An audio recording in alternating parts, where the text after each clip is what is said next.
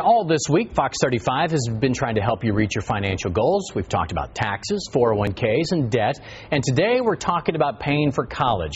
As you know by now, higher education is incredibly expensive and getting more expensive each and every year. So even if you have little ones right now, this has to be the time where you start planning. The question for a lot of people, though, is where do you start?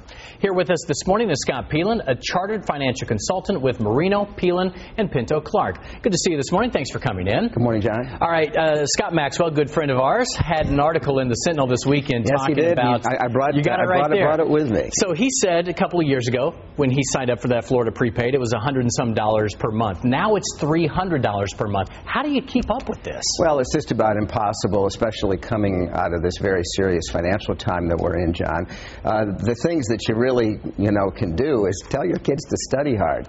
I had 3 kids in college last year, and it was a very, very difficult time for my wife and myself. And it's going to get far worse. So the best thing you can do is have your kids study hard. There's a very good chance that they'll get bright future scholarships and other things that are out there. All right, let's take a look at some of these numbers here because you've crunched them for us here. When you compare higher education to inflation, it can really put you behind, can't it? Oh, it's just absolutely terrible. The college rate of inflation right now is about 7%.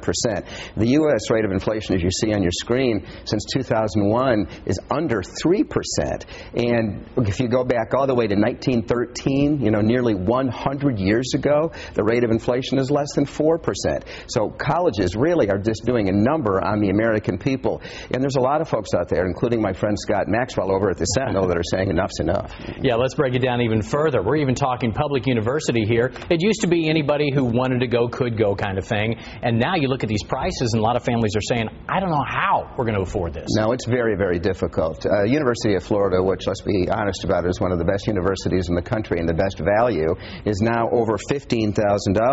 And if you further on take the numbers and break them out, that school is just skyrocketing. We're looking at $15,000 to $16,000 this year and a 3% increase for next year. A private school, on the other hand, over $30,000. And you go to the northeastern private schools, it's over $50,000. All right, so where do you start? I know we have the programs here in Florida where you start writing the check right now, but let's be honest, a lot of families can't do that.